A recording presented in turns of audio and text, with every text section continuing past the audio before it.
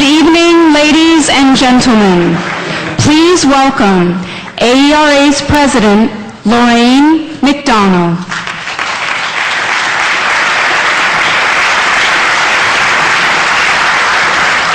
Good evening. I'm delighted to welcome you to the 5th Annual Brown Lecture in Education Research.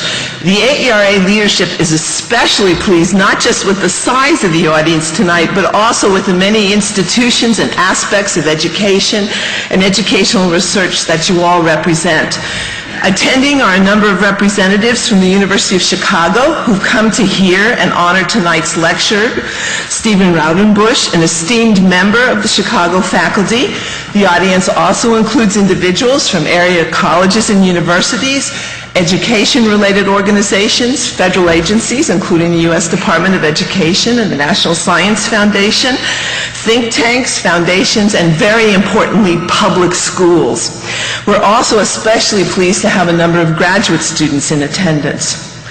As many of you know, the American Educational Research Association is an organization of 25,000 members working to advance scientific knowledge about education and then promoting the use of that knowledge to inform policy and practice.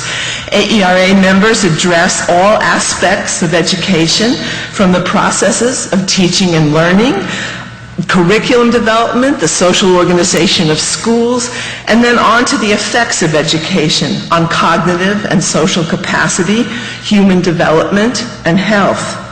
Now, as part of the association's efforts to recognize and communicate significant research, it established the annual Brown Lecture in Education Research in 2003. The purpose of the lecture is to feature important research that advances understanding of issues related to equality and equity in education. The first lecture was delivered by Professor Edmund Gordon in 2004, commemorating the 50th anniversary of the Brown v. Board of Education decision, in which the Supreme Court took into account scientific research in issuing its landmark decision. Each year, a distinguished scholar noted for producing significant research or lines of research related to educational equality is invited to give a public lecture here in Washington, D.C. In addition to Professor Gordon, Claude Steele, Linda Darling-Hammond, and last year Margaret Beale Spencer have been honored as Brown lecturers. And tonight, another distinguished researcher, an AERA member, joins this celebrated group. Now, in sponsoring the Brown Lecture, AERA has been fortunate to have a group of friends of the Brown Lecture who've been generous in their support of this event. I want to acknowledge each of these institutions and express our deep appreciation. They include the American Association of Colleges of Teacher Education, the American Institutes for Research, the American Statistical Association, Educational Testing Service, the George Mason University College of Education and Human Development, the George Washington University Graduate School of Education and Human Development, the Howard University Graduate School, the National Opinion Research Center at the University of Chicago, Sage Publications, Temple University College of Education, the University of Chicago, the University of Delaware School of Education, the University of Maryland College of Education, the University of Pennsylvania Graduate School of Education, and the University of Virginia Curry School of Education. Now you can see AERA has a lot of friends for which we are very grateful. I also want to acknowledge the members of the Brown Selection Committee that's chaired by Chris Gutierrez of UCLA. The other members include Stephen Hancock from UNC Charlotte, Hugh Garcia from the Claremont Graduate School, William Tate from Washington University, St. Louis, and the immediate past president of AERA, George Wimberly, AERA's Director of Social Justice, Felice Labine, AERA's Executive Director, and myself. Now, before I introduce Chris Gutierrez, who will introduce tonight's lecture, we have a special treat for your enjoyment. We're pleased that the Howard University Jazz Ensemble, under the direction of its founder, Fred Irby III, is performing once again as part of the Brown Lecture event. As you can no doubt tell from what you've already heard, this group is recognized as one of the foremost college jazz ensembles in the country. It's performed on radio and television and on concerts here in the United States and internationally in Africa, Asia, Europe, and Latin America. So please welcome once again the Howard University Jazz Ensemble.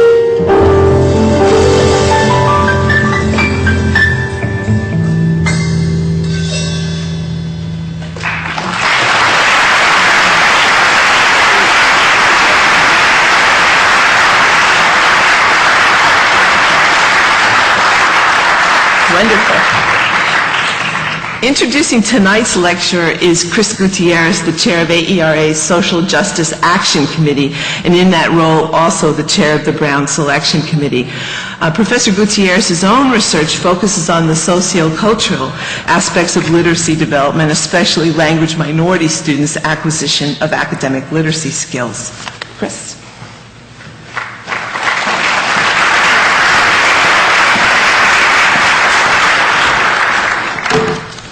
Good evening.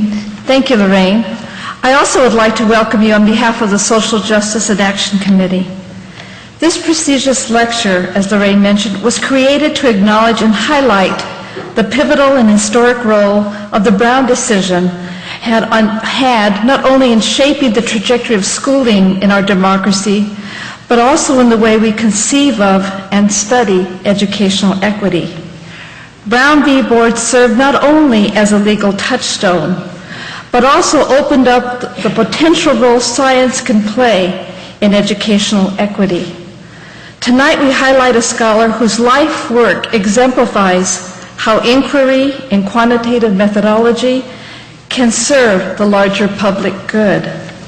I will detail his academic accomplishments shortly, but first I want to share some more personal notes about what motivated Professor Raudenbush to do the work that defines his notable career. I asked him in a little brief interview that we had how he got into this work, and he said that he began his teaching career. He did a student teaching in a high school in Boston a year before desegregation was taking place. Later, because he couldn't find a job, he took a job at MIT in an Upward Bound program and was part of a teacher training program sent to high schools to raise the level of expectation in teachers. In particular, he was assigned to do that work with hall monitors. This and subsequent work led him to examine the role of schooling in achieving equity in schools. 11 years later, he began his graduate study in policy analysis and evaluation research at Harvard. It was in this work that he began to study more vigorously how to evaluate the impact of education, teaching, learning, and equity, and in particular, how to use quantitative methods in this endeavor. If you look at the extraordinary body of work he has produced, you will see the influence the antecedent work in schools has had on his research and its attention to equity. Today, Professor Raudenbush is the Lewis-Sebring Distinguished Service Professor in the Department of Sociology and the College at the University of Chicago, and is extremely well known for his sound and comprehensive research focused on social inequality and urban issues, ranging from neighborhood violence and access to educational resources, to race and class inequality, and kindergarten retention policies. He is internationally known for his expertise in quantitative methodology, particularly for his research that advanced the technique of hierarchical linear modeling. His methodology research focuses on the development, testing, and refinement and application of statistical methods for measuring individual change. Professor Raudenbush is a fellow of the American Academy of Arts and Sciences and an elected member of the National Academy of Education.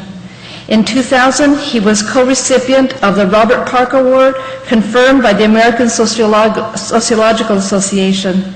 He also received major awards from AERA, including its Distinguished Contribution to Research and Education Award in 2006 and the Raymond B. Cattle Early Career Award in 1993. And if you look at his CV closely, you also see that he's also been given several teaching awards along the way, so that teaching and his research have been very important. It is an honor and privilege to introduce Professor Stephen Raudenbush, whose lecture tonight focuses on the Brown legacy and the O'Connor challenge, transforming schools in the images of children's potential. Please, let's welcome Professor Stephen Raudenbush.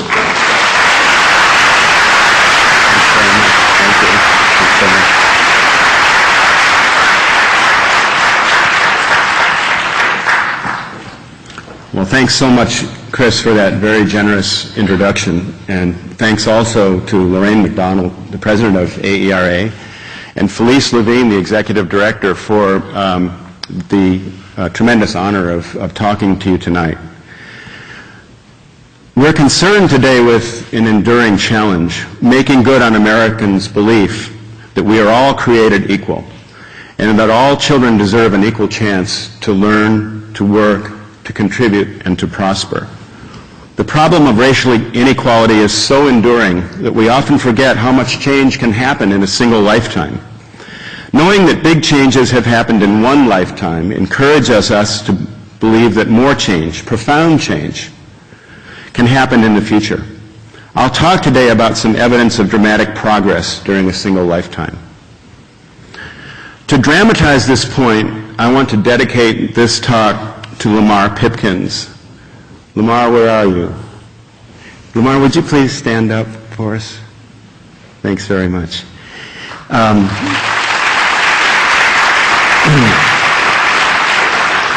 Now, three of Lamar's grandchildren, my own children, Jesse, Danielle, and Catherine, would you also please just stand up for us? Thank you.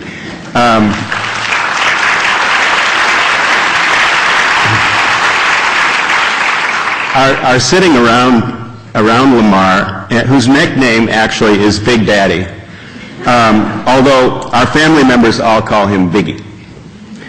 Biggie was born in 1924 and raised on rented land on a plantation in a rural area north of Keithville, Louisiana, located about 16 miles south of Shreveport. During those years, the school system, of course, was entirely segregated by race, and separate was not equal. Schools for black children were open 6 months a year as compared to schools for white children, which were open for 9 months a year. The black children, aged 10 or over, were expected to work in the fields during those extra 3 months with picking cotton mainly, planting crops in the spring. The younger kids helped their parents in the field bringing water and carrying out other errands. So there wasn't so much time for school.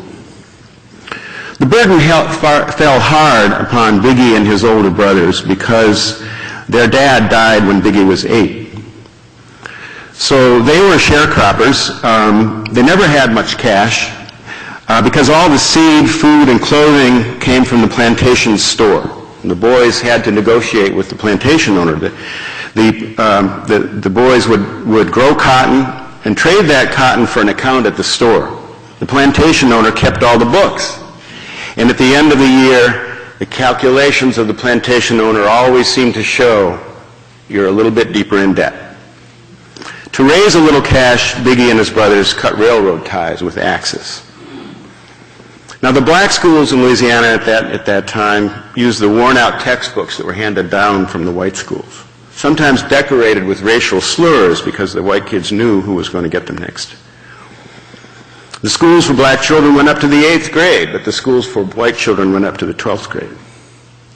However, a black child who had a relative in Shreveport and a strong commitment to education could get a high school degree, and at some sacrifice, Biggie's family sent him to Shreveport, where he graduated from Central Colored High.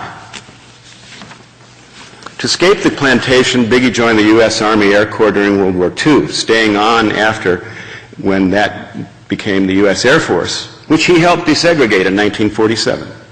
The Air Force's strategy for desegregation was to put black NCOs, non-commissioned officers, in charge of all white platoons. Many of those platoons were predominantly made of Southerners. And Biggie developed a philosophy for this work, which was to be really tough.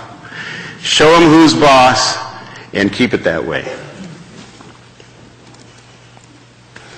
It took a long time and extraordinary effort, but Biggie benefited from the desegregation of American society. After 22 years in the Air Force, he settled in Buzzards Bay, Massachusetts. He retired there, where he enrolled in Cape Cod Community College, receiving his associate's degree. His work was so outstanding that he was admitted to Boston University. He took the bus an hour each day, every day for 3 years, studied hard, and in 1982, at the age of 58, he received his bachelor's degree with honors from Boston University.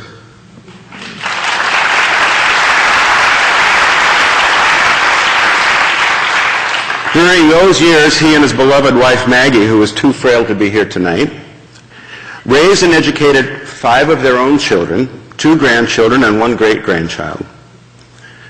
Maggie cut hair and picked cranberries, raised and sold worms. Biggie sold baby furniture, managed the local motel at night, and worked at the Coast Guard cafeteria until the age of 3, putting people through college. Together they raised money to send 3 generations of their descendants to private schools when the public schools locally weren't so good, and contributing to college tuition. The next generations obtained degrees from places like Boston College, Boston University, Tuskegee University, Wheelock, Princeton, 2 from Harvard, Temple University, Vassar College, and Regis College. So there can be big changes in a lifetime. You know, people have to have a chance, and if you just have the smallest chance, it's amazing what people will do with that chance. Now, a lot of other people's lives changed for the better during Biggie's lifetime. And we don't know specifically what the effect of the Brown decision was, and social scientists have argued about this. It's hard to figure out because a lot of things were happening at the same time. People were migrating en masse from the north to the south where there was greater opportunity, from the country to the city where there was a booming industrial economy and lots of very, very hard jobs, but unionized jobs with the CIO, and the CIO believed that all men and women were brothers and sisters regardless of color. That was a new thing. The old American Federation of Labor didn't believe that. And it was hard work, but a lot of people saved up money, bought houses, bought a car, and paid college tuition. Black GIs like Biggie came back from Europe, where they fought racism, to fight racism at home. And that fed into the great civil rights victories, of which Brown is one of the most important. But you see why it's hard to separate the effect when you have a tremendous wave of change that people are making. But there is good news. Oops. How do I get out of this?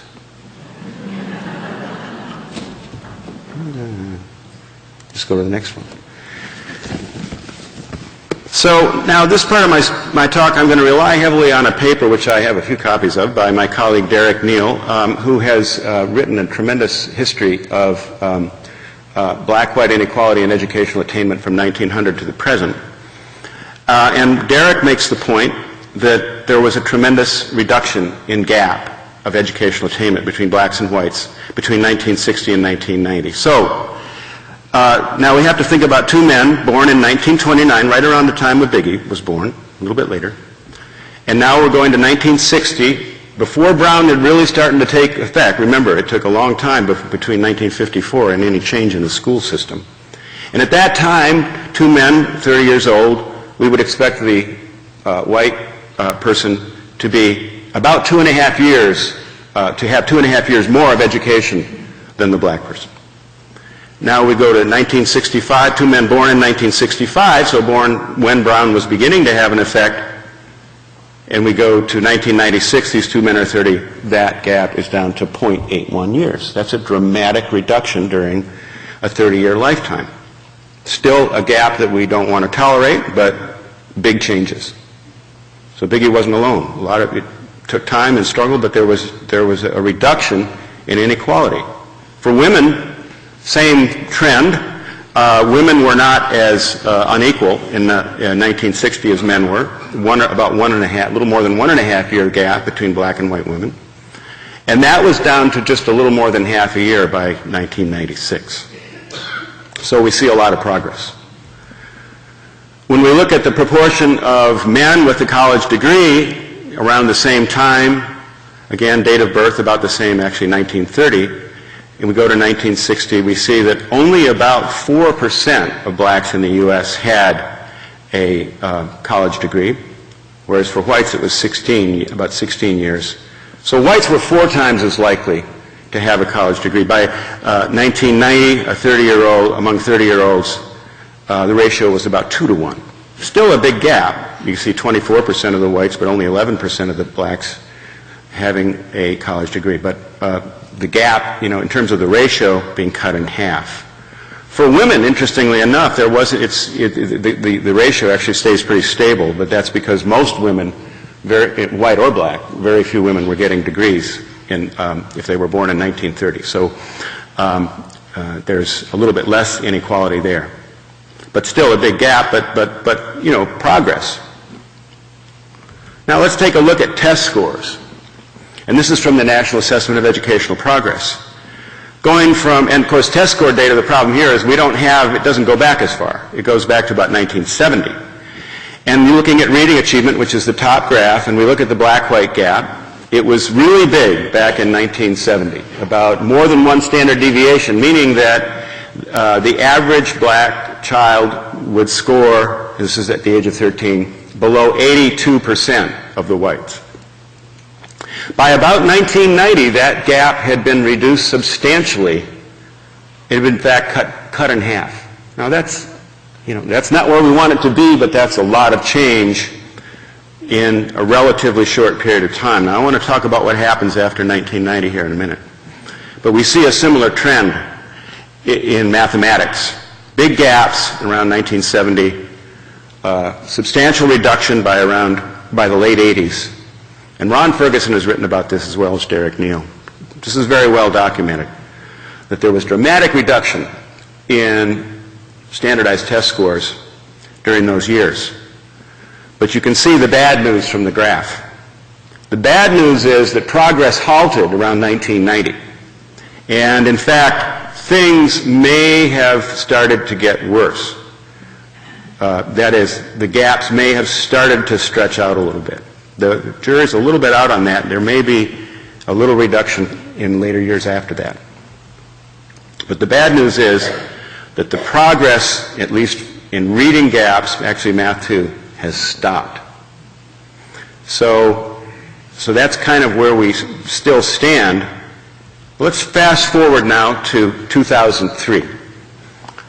The University of Michigan is being sued for racial discrimination because of its affirmative action policy. I was very privileged to testify in that case after analyzing 5 years of data, 6 years actually of admissions data at the University of Michigan. And after years of being in court and fighting over this, we won that. What happened was the court upheld the right of the University of Michigan and all universities throughout the country to have affirmative action programs, to use race as one of the factors that they use in making admissions decisions. Now, that case, by the way, it's an interesting case because what we were able to show was that two things. First of all, that the university has a compelling interest in having a diverse student body. If you don't have a diverse student body, you don't have a high quality of education. And that the affirmative action program was essential for achieving that. Now, here's the irony. We had to have affirmative action to achieve diversity, and yet the affirmative action program we were able to show had very, very little impact on whites. And our opponents said, how could that be true? How can you say that you have to have this policy to have diversity, and yet it doesn't really affect whites? Well, the answer is clear. There were not a large number of strongly qualified minority applicants. We showed that the university could summarily reject, instead of having affirmative action, summarily reject every minority applicant, and it wouldn't have much effect on the probability of admission of whites, because there weren't that many. So what the university basically did was admit all strongly qualified minority candidates, again, having the perception of whites that this was ruining their chances was wrong. So basically what the court said was that the university has this compelling interest in having a diverse student body, and that the policy was narrowly tailored to achieve that goal. Only strong candidates, minority candidates were admitted, and the impact on other candidates was small. But of course, the irony here is this is not a good situation when you only have a small number of minority candidates. And Sandra Day O'Connor wrote in her majority opinion, the decision, that the court would expect that there would be no need for affirmative action in 25 years. So here we are. It's now 2008. So we're 23 years, I guess we have, we're 5 years into it. So we got 20 years to go, I guess. Progress stopped in 1990. We're not getting there. Okay, that's the problem. So a couple of questions come up. Why did the progress stop? And then here's the question I want to talk about mostly. Can school reform get us back on track? All right, why did the progress stop? There's a bunch of explanations. There's an explanation that's kind of coming from more the left side of the spectrum, which is that labor market discrimination is discouraging African Americans from seeking especially men, from seeking education. And Neal's paper shows that that's not a persuasive argument.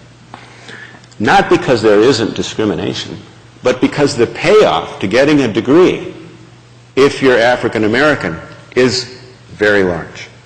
You need the credential. And it's really almost because of discrimination that the credential becomes even more important for African Americans. So that really doesn't explain it. The benefit of having a degree is even greater. And interestingly enough, if you look at people who have the same socioeconomic status, historically, blacks and whites, blacks achieve more education than whites. It fits. People know they have to get education, black people. Strong drive for education ever since the Civil War. Another explanation comes from the right. It says, well, we solved the segregation problem. We've gotten rid of all the barriers to free competition. It must be now the reason we have this gap continuing is because of innate differences in IQ. This is the Murray and Herrnstein argument.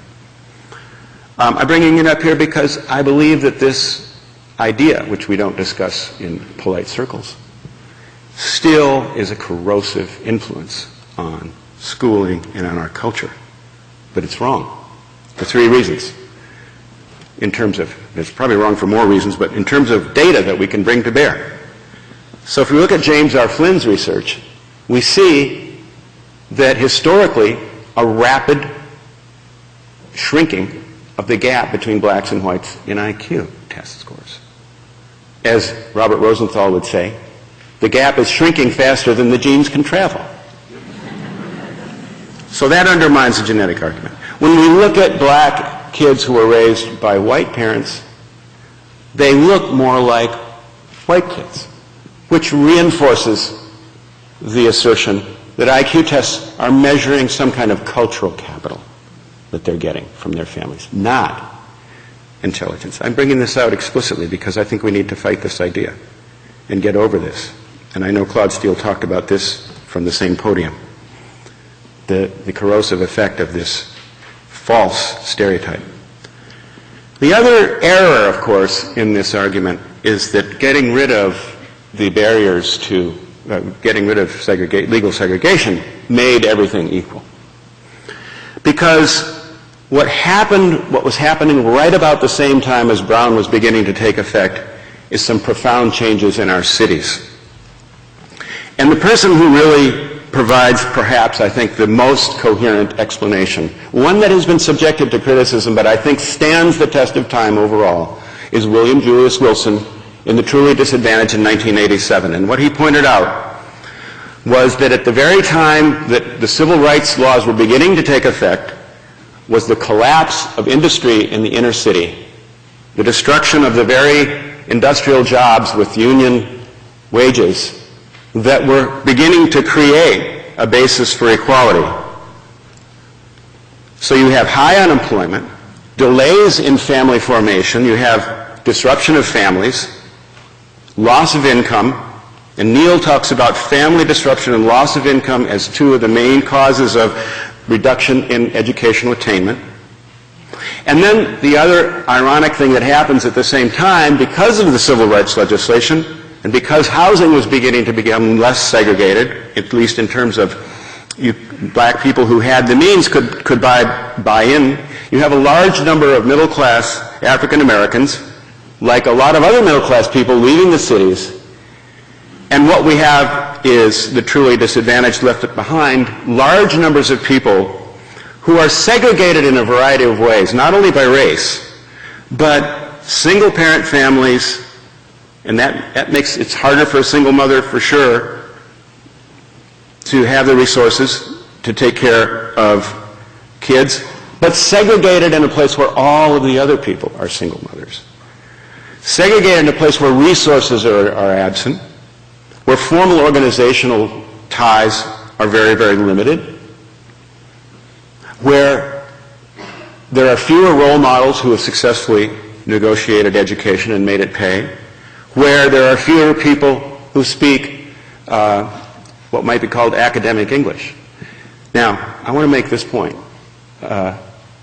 We want our kids to be able to negotiate cultural contexts, multiple different cultural contexts. And so what I just said does not devalue the importance of having language and cultural competencies that African American kids need in cities, need in families. And one of the three books I'm going to wave in front of you is Carol Lee's book, Cultural Literacy and Learning, talking about how schools can take advantage of the cultural strengths of kids. And she would agree, I think, she's here, that we also need kids to be very proficient in academic English, which is so valuable in schools and valued in the labor market.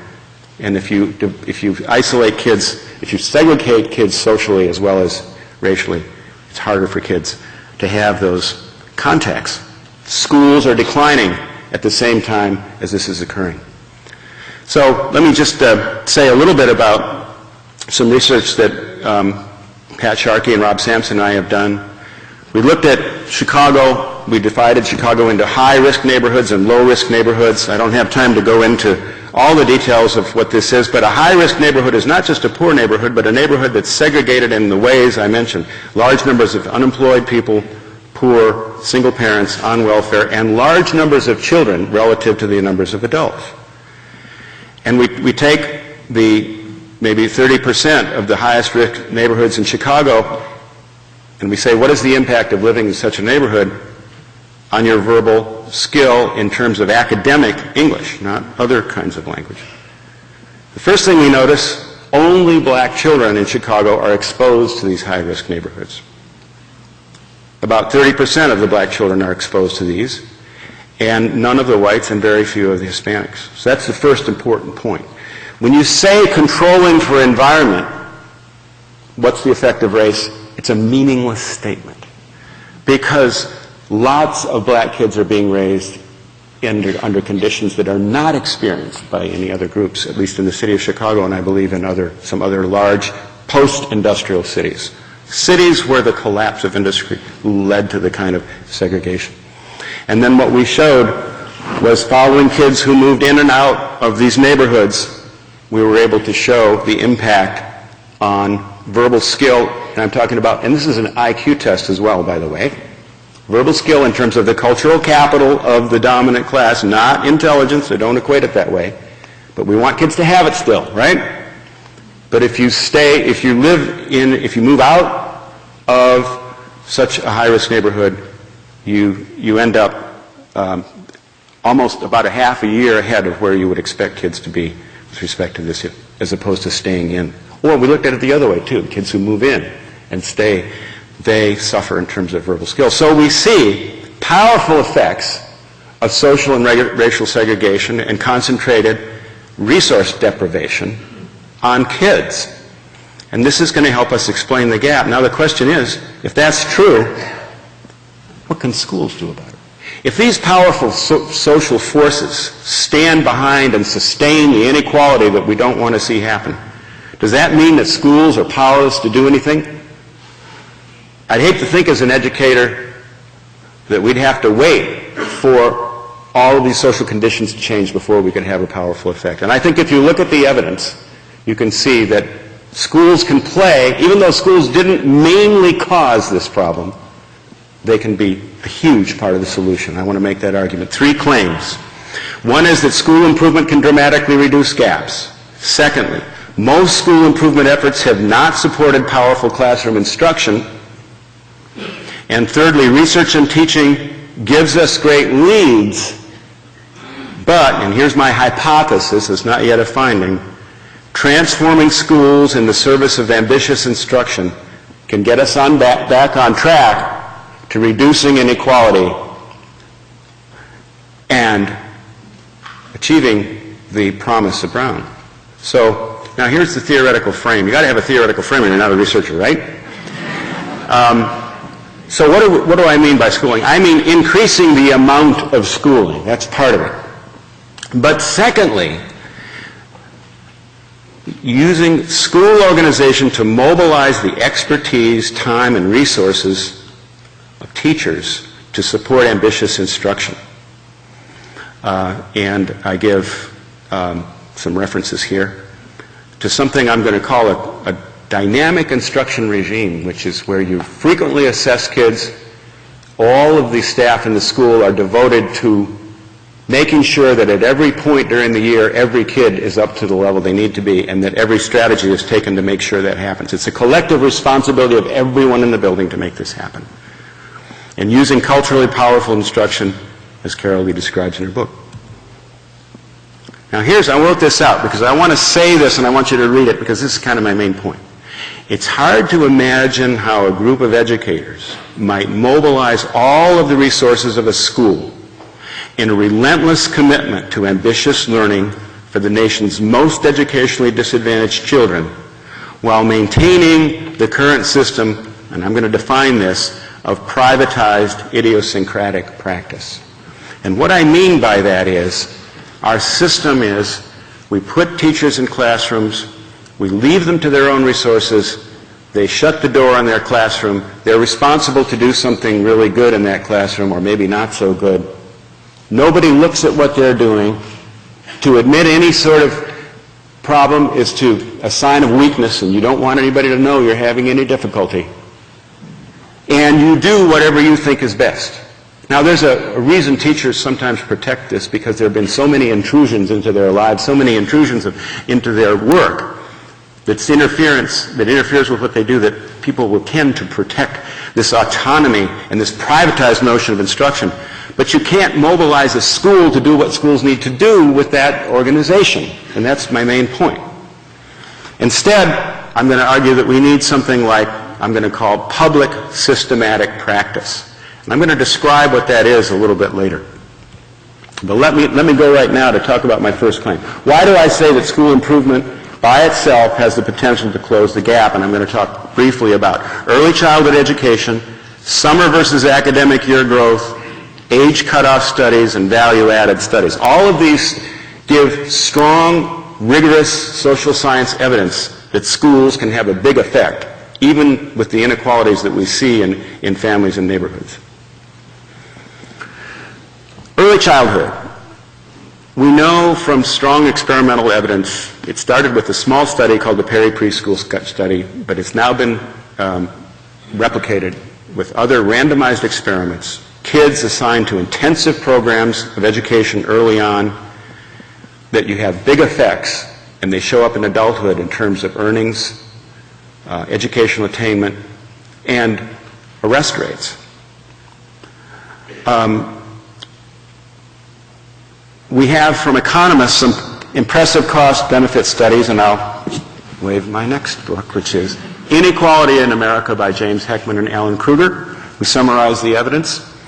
Now, when I say this, some people say, well, wait a minute, that's not education, that's preschool stuff, you know. Well, we think that way because our academic organization divides those two. We have ed schools dealing with K through 12, and we have something maybe in the psychology or the child development family studies department doing something with preschool. That is an anachronism we need to get over. Because the biggest expansion of education in the United States in the last 20 years has been downward in age.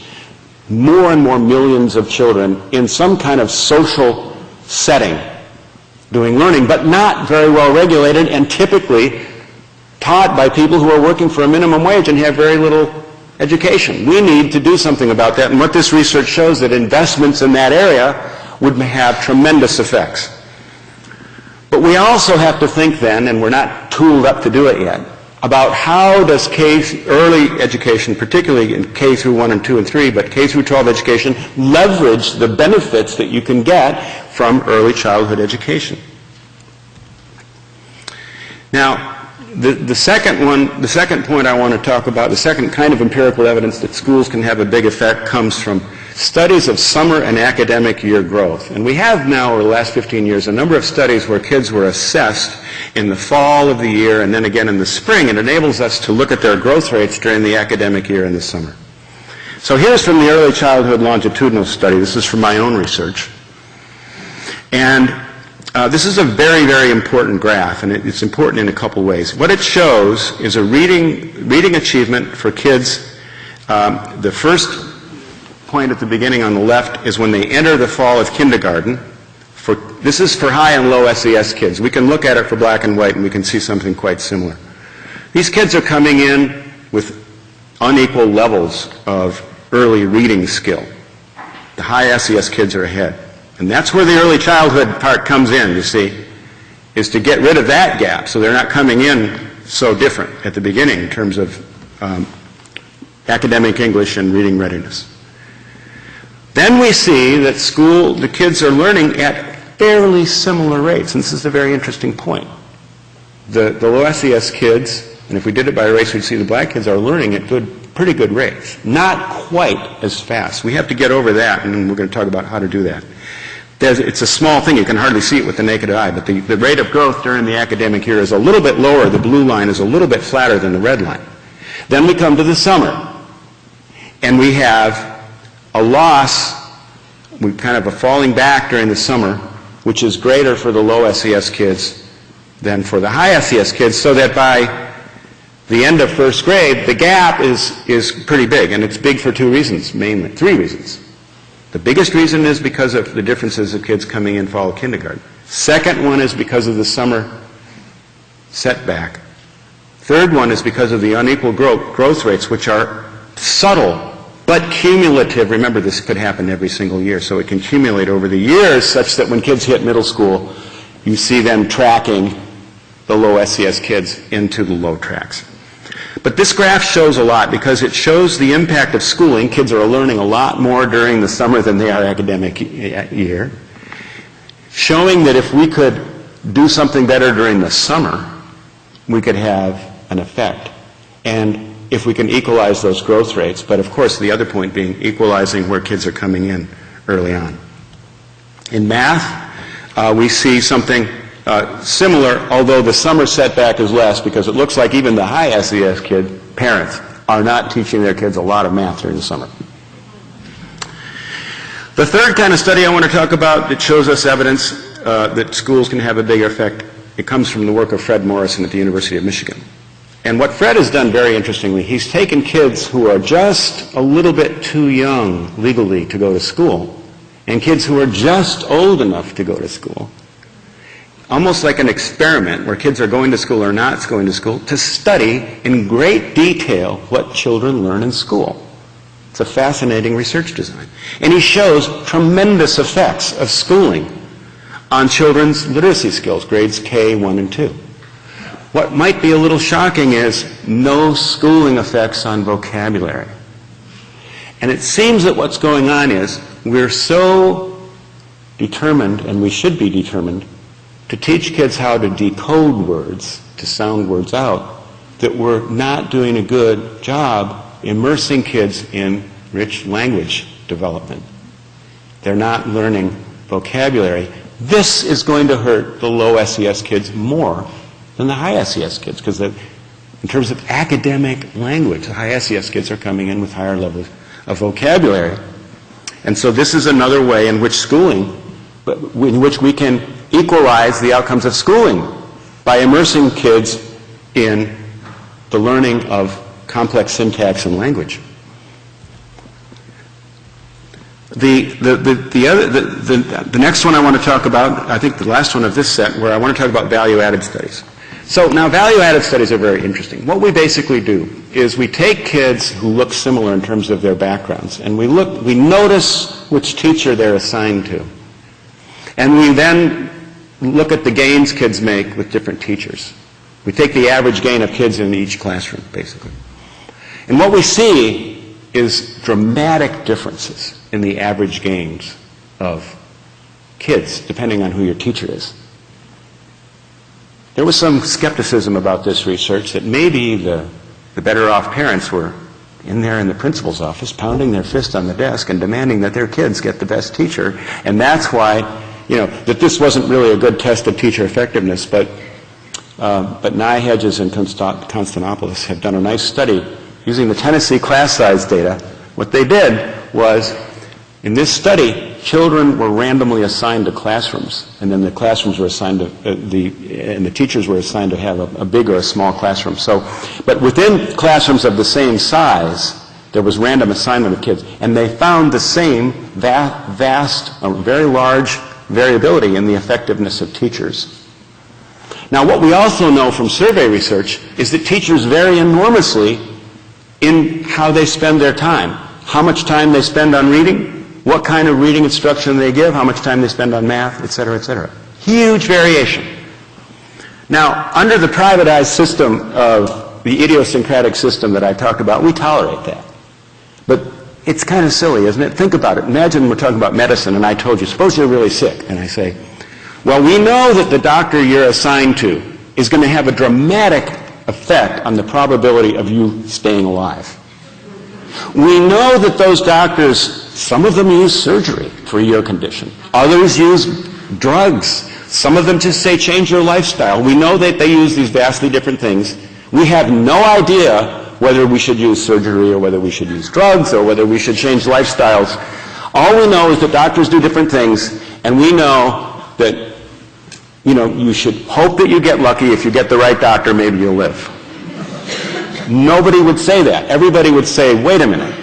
We have to figure out what's going on, what these patients need, and insist that every physician follow that. That's what makes medical practice, which I believe is not a model in many ways, but in this way it is, that professionalism is figuring out what's effective and having a high standard and ensuring that everybody gets that. Whereas professionalism has come in education to mean autonomy, each teacher controlling what they do. So I think it's an intolerable situation. And I think, by the way, we know that this creates vast variability in outcomes. That's very clear. And it's got to be true. It's certainly true that this variability works against low SES kids and minority kids. I mean, do you think this inequality is going to be purely random? I'm going to come back to that in a minute. So I just have a little graph here, since I do statistics, to show you how these value-added studies really work. What happens is kids come in with status pi 0, and that line is where we expect them to be if they have average instruction. But if this kid got a pretty good teacher in year 1, that kid is deflected up from where we would have expected, and then a great teacher, and then a pretty good teacher. And where that child ends up in 3 years, as compared to the straight line, is the total cumulative effect of having 3 good teachers. And Bill Sanders, who does this work, claims with some reason that if you have 3 good teachers in a row, it could be the same as 50 percentile gain in achievement. Okay, so that's the irony. Teachers vary enormously in their impacts. They vary enormously in their practices, but we don't know much about how to make things uniformly better. So schooling has a big effect, especially for low-income children. These studies don't tell us much about how to produce good effects. Now, I'm going to need to kind of move a little quicker through this and get to some points I want to make here. This is going to be a paper that's going to be in the Educational Researcher, and I've already written it out, and it's probably too long for a talk. But what I do in the next section of this paper is critique school improvement efforts from the standpoint of what we could do, which is powerful instruction. Talk about some of the interesting findings. Class size reduction. Class size reduction has been shown to be potentially very powerful in reducing black-white inequality in access to college. Read Finn and read Kruger and Whitmore. But we don't know what those teachers are doing with those small classes to make them effective. And so reducing class size in practice doesn't always produce the outcome we hope, because sometimes what happened in California, there was a statewide, they reduced class size. Well, they had to go out and hire huge numbers of new teachers, And a lot of the better off districts robbed some of the poorer districts of their best teachers, and they actually probably made things worse. Well, that's partly because class size reduction is a reform without a technology. We need to know what has to be done in those smaller classes in order to be effective and make sure it happens. Otherwise, we can't guarantee that reducing class size is going to have an effect. But the potential is there. Teacher experience and knowledge I can summarize quickly by saying we have evidence that having more experienced teachers and more knowledgeable teachers has an effect. We also know that minority kids, African American kids in particular, are much less likely than majority kids to have experienced teachers because our seniority system enables teachers, encourages them to transfer out of challenging schools. Same thing with teacher knowledge. So the policy solution to eliminate inequality would be to create incentives for more experienced and more knowledgeable teachers to spend more time in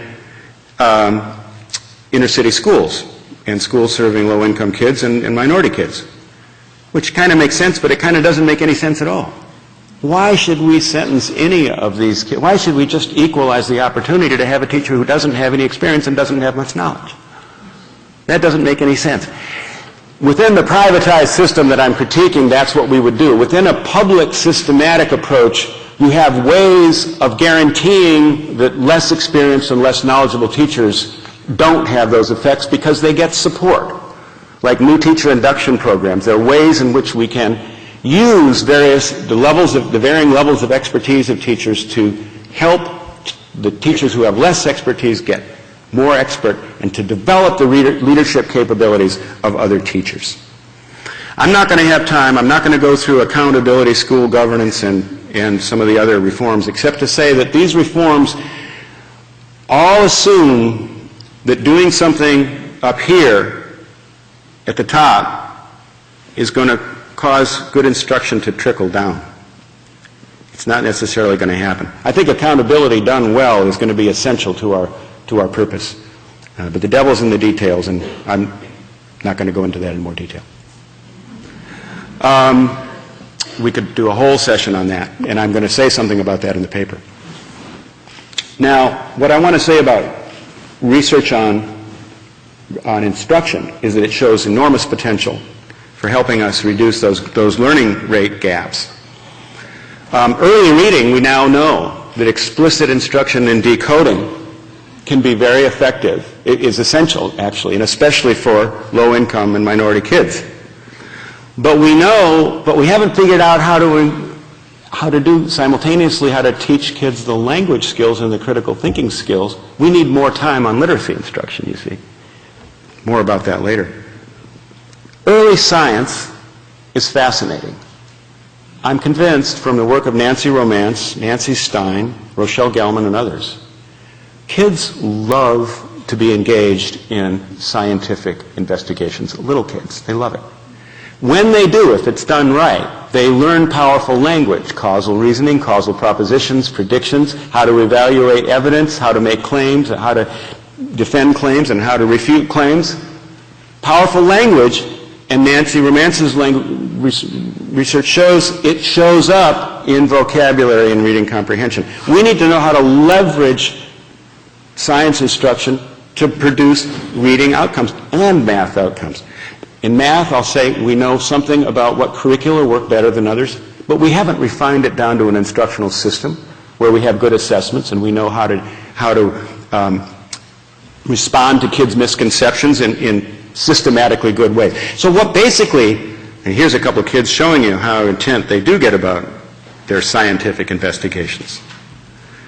The basic point about the instruction on reading research, on early research, is that it has great potential. But to be powerful, the pieces have to be integrated into a coherent whole. Their enactment requires a systematic rather than an idiosyncratic, privatized approach to teaching. All right, now on to my hypothesis. I'm already running over, but I'm going to do this, if you don't mind. Transforming schools in the service of ambitious instruction can get us on track. And let me give you a little, and my knowledge of this comes mainly from Chicago. There are other places around the country we can point to. But I just want you to give you a little history. Back in the late 80s and 90s, Tony Breyck, Penny Sebring, John Easton launched the Consortium for Chicago School Research, which has become a model for how an urban school system can follow kids and develop policy analyses about the impact of attempts to improve things. And Tony, working with Sharon Greenberg and Sarah Spurlock, launched the Center for School Improvement. Then in 2004, Tim Knowles came to Chicago from Boston. Tim had been the chief academic officer in the Boston Public Schools. 2008, these efforts are fused together in something that we now call the Urban Education Initiative. Now, the history shows early on an attempt to try to help schools as they existed in the south side of Chicago, a small number of them, improve their literacy instruction, but it met with a lot of frustration. Really, the culture of the teaching and the school organization stood in the way of the kind of integrated, systematic, relentless commitment to help kids advance. And it was frustrating enough that the UEI people decided instead, let's start a charter school. Not because we think charter schools are the be-all and end-all, or charter schools in general are the greatest thing since sliced bread, but because we wanted to control a school and see if we could mobilize the entire school organization around everything we know about how to do good instruction. Let's have a school-wide literacy regime. Let's frequently assess in detail the language skills, the word decoding skills of every child, and ensure, make it the commitment, make it the responsibility of every person on the staff that every kid in the school, not just my kids, because if my kids are falling behind, then I need to get help, and other people need to give me help, and we need to get those kids up, to keep these kids up so that they will be able to do ambitious intellectual work all the way through K through 12 and on into college. Now, you can't read this, but this, you don't need to. You see kindergarten, first, second, third grade. For each grade, there's 3 steps that kids are expected to make. That's those little boxes, the steps, step 1 through 12. By the end of third grade, kids should be at step 12. If they're at step 12, they're above grade level and they're reading with high levels of comprehension. We expect every child to be there. And if they're going to be there, they have to be at step 9 in grade 3, and they have to be at step 6 in grade 1. You see the point. Then those little ABCs, the instructional book levels, the AB through, those are texts that are assigned, that vary at different levels of difficulty. So these are the books that kids are expected to be able to read all the way up through. By the way, what's in those books is very important. To know what has to be in those books and how to teach it, you need to read Carol's book, because I'm talking about the architecture and she's doing the interior design, and the interior design is essential. I don't have time and not as knowledgeable about the interior design. Kids have to read stuff that's compelling to them, engaging, that they can think about and critique and bring their knowledge to bear. So what all the words that you can't read are the sentences about what kids have to be able to do at each step. So as I say, the entire school is responsible for keeping every kid on track. There's a step wall in the principal's office that the entire teachers meet and look at, and they look at all the kids. There are instructional leaders among the teachers who are available. If your kids aren't doing well, everybody knows it. Your class is a class that anybody can come into at any time. One of the director of the school, the instructional coordinator can come in and take over your class and teach while you go and work with some other teachers and plan how to improve some other aspect of the curriculum. Everybody teaches, and people lead in as many ways as they can. There are different levels of expertise, and those levels of expertise are mobilized to help teachers get better and to develop the leadership of the people who have higher levels of expertise. And the whole ethic is a collective and relentless pursuit of goals. In 2005, the Donahue was the second charter school. There's some nice kids out in front of the Donahue school that was opened. Donahue borrowed the STEP system, but also extended the day, took the kids who were having a hard time and took not tutors, but the most experienced teachers, and had them meet with the kids at the end of the regular school day and work with them to get them up, and give the kids who were ahead further, give them the inexperienced tutors. And they can go even beyond step 12 or wherever they might be. Extended year, every child who isn't up to step, whatever they need to be, 9 by the end of grade 2, let's say, is going to be spending time in the summer school And the other powerful thing that Donahue did to add to the model was the engagement of parents. The parents meet and they know the language of STEP. They know where the kids are supposed to be, they know where they are, and they know what they're supposed to do to help. And the parents respond enormously positively because they're valued and respected as partners, not intimidated by people who believe who act as if they're superior. Not all of the parents are able to respond. Those that are not, if you have kids, the parents can't get it together, there's a support team formed inside the school to take in loco parenti, to take the place of the support team that those kids need, because they're not going to get it at home. They're going to get it from a support team. So here's a parent meeting at the Donahue School. So the summary is, immerse kids in ambitious intellectual work pre-K on, set clear goals for every kid, assess frequently, collaborate, extend time, engage parents. Does it work? It's promising. We see that the first graduating class of the first charter school, 85% graduated from high school. So in other words, those who went K through 8 within NKO with our first charter school graduated from high school 4 years later, and 75% went on to college in a system where, on average, over the last 10 years, about 6 out of 100 kids will get a college degree. So it's promising. But we don't yet know, because we don't have a good estimate of how well the kids in our charter schools would have done if they hadn't been in our charter schools. But we have a strategy for finding out, because most of the children, not all of them, most of the children, the exception is some kids who live around the Donahue are guaranteed admission, but other than those kids, the other kids attend the charter school by winning a lottery. Kids who lose the lottery go through the Chicago Public Schools, their data are followed by the consortium, and we can study in the most rigorous way possible the impact of the schools on the kids, because we have a very good estimate of a randomly different group. I mean, a random subset of kids who are basically statistically the same. We get a good estimate of where our kids would do had they not been in the charter school. Will it scale? Well, we can't package and sell this.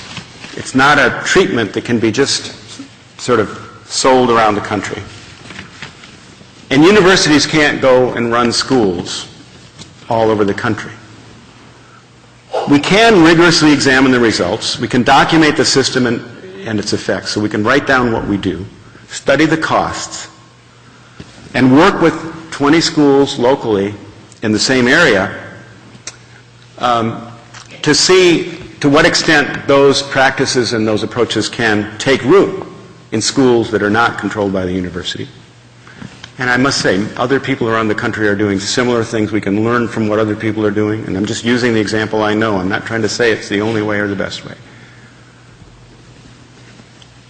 But working with others around the country, the aim is to produce rigorous evidence that educators can take clearly defined actions at reasonable costs to help the nation's most educationally disadvantaged children achieve at truly outstanding levels in four-year colleges.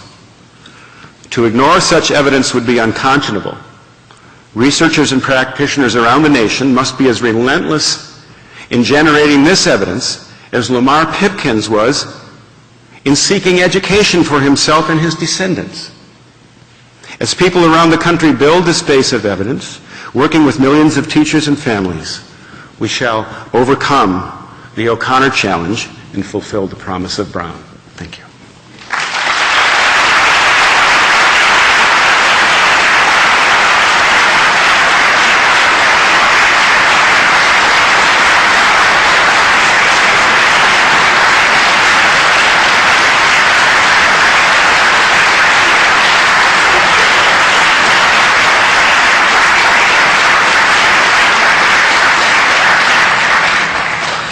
I I think that you'll all agree that the line of insightful Brown lectures grounded in rigorous research and creative thinking about how to educate students equitably and effectively remains unbroken after tonight's lecture. Professor Raudenbush has given us a thoughtful and powerful blueprint for continuing and enhancing the Brown legacy. Please join me once again in thanking and congratulating him.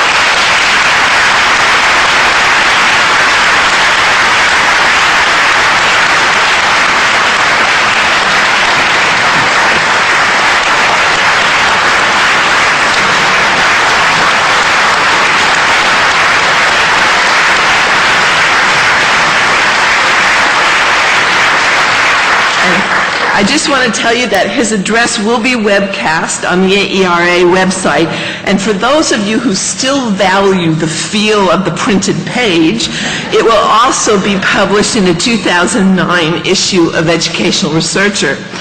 Finally, I'd like to encourage all of you to return same time next year for the 6th Annual Brown Lecture, and also to invite you now to sign the guest book and then join Professor Raudenbush and other guests for a reception in the lobby. So thank you for coming. Good evening.